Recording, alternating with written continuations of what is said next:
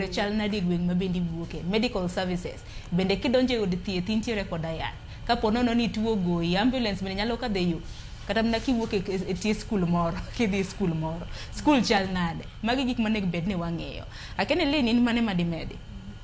Erokamano Sharon. Mokwongo ade wacho ni jotendwa makaluo thothgi ok gidwa ni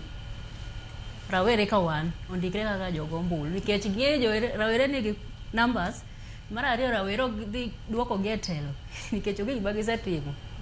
Ineno ni jotendwa pok otiyo. Thothgi ok gin giywago zoning. Thothgi gidero ni yani ka giyudo direct ticket no to obvious gidhi timore nade gidhi dhi adhiya nikech Gen Z gin jomosomo to millennials ka dok chien kuyocho gin tekli miye 50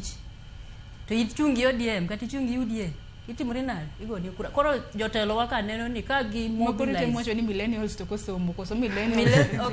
sweet nikech kocho ni Gen Z osomo to millennials tinge ni Gen Z mak bendi wachogi jomage madhige ng'anyo gin ga millennials koso Gen Z. Sani ng'anyo Gen Z mobiro. Dhia mbele leni. Sani ng'anyo Gen Z mobiro. Koro jotendwa neno ni ka gi mobilize jo Gen Z waluongo longa ni Gen Z rawere matindo gi odhi ondikre kaka jogo ombulu to gineno ni rawere go ok dhi timore nade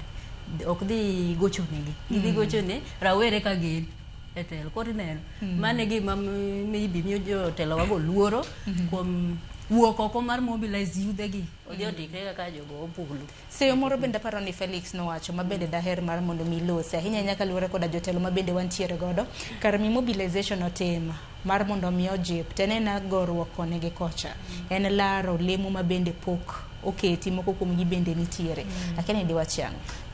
to kaluoka bende moseneno kata mana ka jopiny jotelo mamoko osedhi jakidoho mar mondo mi jaluo dwaro mar mondo mi gol jaluo mantiere lemetelo to weche makamagi an pok awinjo kata masawa ka ji wuok oko ni samoro CS noko timo tije yu makari seyo makamano to koridor mar mondo mi CS koro wuog oko hetelo mar mondo mi ogwe tao nang'o bende magitimore kaluo.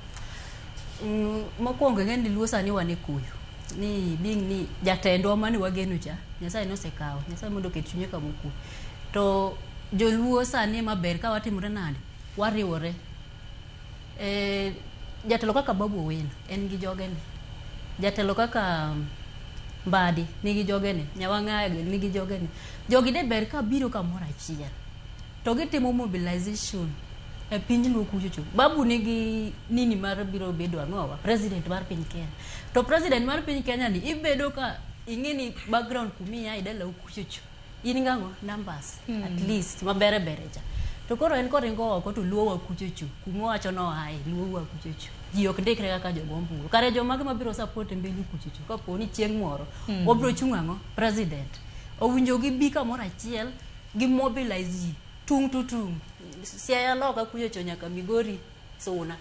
owuogo oko ndikre kaka jogo ombulu. Kisii nicha neno nini mar tarik 2 moro dijosego lakini mar tarik 2 ka Kisii nichoyo nyaka Kisumu City joma nosendikore kaka jogo ombulu ne gino